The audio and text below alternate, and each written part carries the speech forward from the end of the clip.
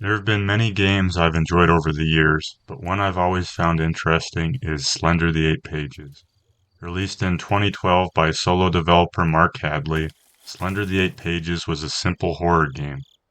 The objective was to explore a dark forest and collect 8 pages while being stalked by the Slender Man. Despite its simplicity, this game became a phenomenon. It seemed like everyone was playing it.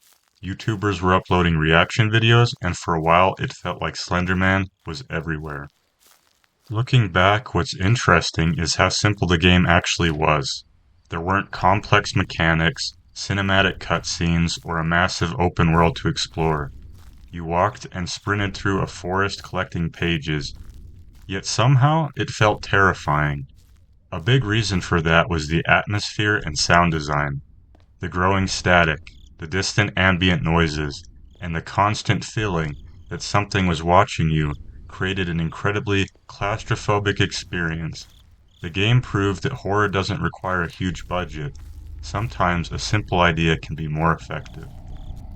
What had the biggest impact on me wasn't just playing the game, it was learning that it had been created by a solo developer using Unity. Before that, I mostly thought of games as these massive projects created by huge studios with hundreds of employees. Slender the Eight Pages changed that perception. It showed me that one person could create something that reached millions of people. One person could create an experience that players would remember years later. For the first time, I started to think that maybe making games was something I could do too. Over the years, I started experimenting with game development myself. I've worked with multiple game engines, built prototypes, participated in game jams, and published my own projects.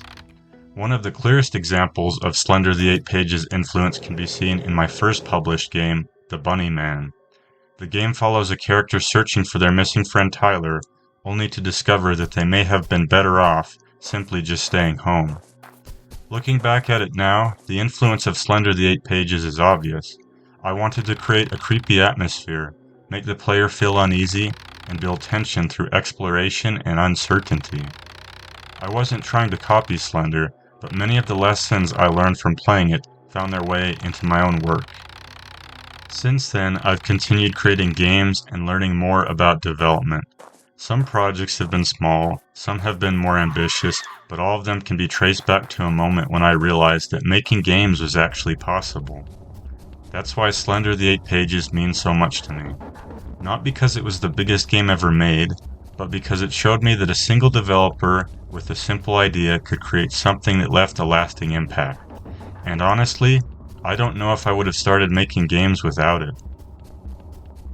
If you're interested in any of the game projects that I've worked on, I've included them in an itch.io link in the description. Thanks for watching.